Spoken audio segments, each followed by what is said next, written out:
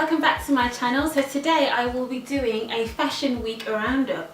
Yes darling, fashion week has just ended in Paris. So we've had New York, we've had London, we've had Milan, and we've just now had Paris. So I will be reviewing all of them and I will be talking about my favourite collections. I don't have time to go through all of them, but I will be talking about my personal favourite collections and why I like them as well. So let's get started. But before I do get into this video guys, we actually need to acknowledge all of the black excellence that has taken place in fashion over the last couple of weeks. And yes, first and foremost, I am referring to the mother of all supermodels, Naomi Campbell, gracing the cover of GQ with superstar grime artist Skepta. I think this is a perfect merging of the two worlds of high fashion and grime, and it's great because grime hasn't always got the recognition that it does deserve. I don't know if that's due to it being quite a new genre of music, due to it being quite raw and gritty, and publication just not always agreeing with it, but either way, I feel like this is great. It shows that GQ is actually listening to the conversation of what is happening, not just in the fashion world, but what is going on around them as well.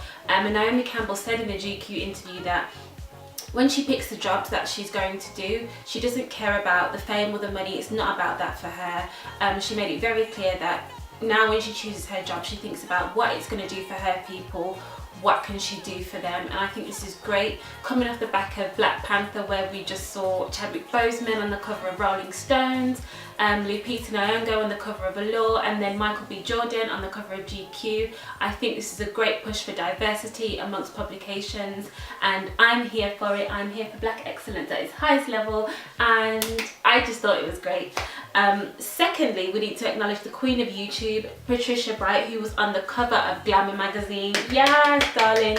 Round of applause for Patricia. I think it's amazing, and to me I just find her very inspirational, and she's a prime example of what can be achieved through hard work and consistency. She's been at this YouTube thing since like what, 2010, 2009, and I just think it's very inspirational to girls who are not famous, but girls who are just ordinary girls like me, who just aspire to one day be at that level, not necessarily in YouTube but just in life, in terms of where you want to end up ultimately. So girls want to relate to people nowadays. They don't just want to aspire, they want to relate. So I think Patricia being on the cover of Glamour gives people something to aspire towards, and I think that's brilliant. And that is your Black Excellence in Fashion update from me. So next we are on to Fashion Weeks. From London Fashion Week, my favourite collection, hands down, has to be Del Pozo. I've been loving their collections for quite some time, but this particular collection I really like. So I always love how they use bright colour palettes. They always use like leaf greens and then pair them with these fuchsia pinks. I just think it looks really beautiful, and I really love how they always use these soft sculptural shapes, which feels a bit like architecture, but it's still very wearable and modern. The silhouettes in their collection always remind me of wearable art, and I could stare at them all day. They're just so beautiful to look at. And I posted about it on Saturday, and the creative director of Del Pozo actually liked the post. I was gassed. I was like, ah! Another designer that I really enjoyed from London Fashion Week was Richard Quinn. Oh my goodness, I think shortly after Del Pozo, he is my favourite. He burst onto the scene, I think last year. I think I saw him last year when he was doing his collection for H&M, and I really loved his stuff then. It was very bright, it was very vibrant, and again this year he's just blown it away, blown it out of the water. I think he's absolutely incredible. I love how he always uses these really long pieces of fabric and like overcoats and leggings, and he does this thing where he covers up the faces of the models as well, and just kind of does a mishmash of lots of different prints. He really uses these long pieces of fabrics as this canvas for the print, and they always come out really bold and really colourful, and I just really appreciate how he's not scared to use any colour at all. He throws it all in and it just looks brilliant. Another favourite of mine from New York was Philip Lim. He usually works in a darker colour palette, but I think it was really nice to see him use more ice cream and pastel tones this time. I thought it was really nice. I loved his use of knits and printed knits. It came across very cosy and just things that you'd actually want to wear during the winter. I love the way he used layering and printed scarves as well. Prints is not something I usually see from Philip Lim, so it was really nice to see that side of him. I really loved his designs, really loved his collections, really enjoyed his use of colour and print this season. As you can probably tell, I'm quite obsessed with colour and print, so that's probably why all of these collections are my favourites, but Philip Lim was definitely up there for me this season, along with Marc Jacobs.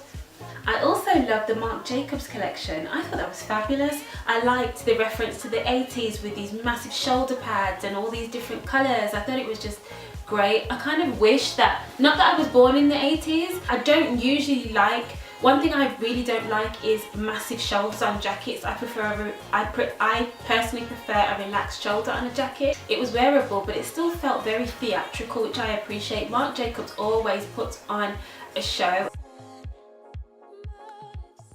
And my favourite collection from Milan Fashion Week has got to be, hands down, Dolce & Gabbana. I just loved it because it was so fun and bright and colourful and fashion. I do take fashion seriously, but it's nice to see a fun collection where it's just like, it's okay, and you kind of see them not poking fun, but almost taking on aspects of religion throughout their collection and Catholicism, and almost treading that fine line between fashion and controversy as well. I thought that was really interesting.